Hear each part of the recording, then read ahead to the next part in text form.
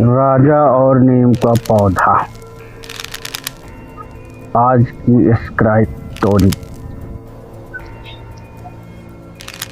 डरावनी जंगल कथा। बहुत समय पहले की बात है। विंध्याचल के पास रत्नगढ़ नाम का एक समृद्ध राज्य था। उस राज्य के राजा थे राजा विक्रमसेन। साहसी, न्यायप्रिय, लेकिन थोड़ा घमंडी। उनके राज्य के उत्तर में एक भयानक जंगल था जिसे लोग कालवन कहते थे। कहा जाता था कि जो भी उस जंगल में गया वह कभी वापस लौटकर नहीं आया। कालवन के बीचों बीच एक पुराना नीम का पौधा था।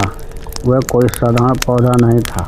लोग कहते थे नीम की जड़ें आत्माओं से जुड़ी हैं। रात में वो पौधा सांस लेता है।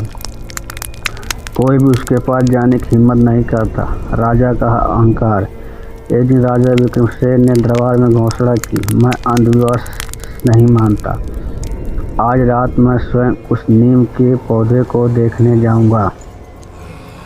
मंत्री और सैनिक डर गए। सब ने मना किया, लेकिन राजा नहीं माने। अमावस्या की रात अकेले राजा जंगल में प्रवेश कर गए। डरावना जंगल। जैसे ही राजा कालवन में पहुंचे, हवा अचानक ठंडी हो गई। पेड़ आपस में टकरा कर कहराने लगे। जमीन से फुसफुसाने की आवाज़ आने लगी।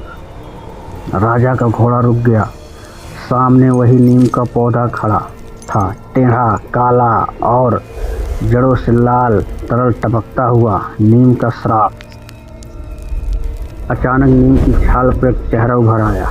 खोखली आंखें, फटा मुंह और खून जैसी हंसी। भयानक आवाज़ गूंजी, राजा विक्रमसेन, तुमने इस जंगल को कटवाया था, अब कीमत चुकाओ।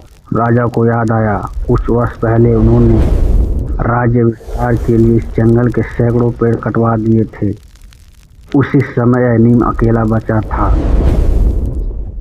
आत्माओं का जागना। नीम की जड़ों से सफ़ेद परछाइयाँ निकलने लगी। कटे हुए पेड़ों की आत्माएं, मरे हुए जानवर और भूले बिसरे वनवासी। राजा के पैर जड़ हो गए।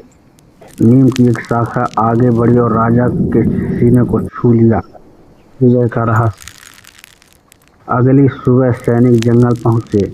राजा वहां नहीं थे, लेकिन उस नीम के पास एक नया नीम का पौधा उगा हुआ था।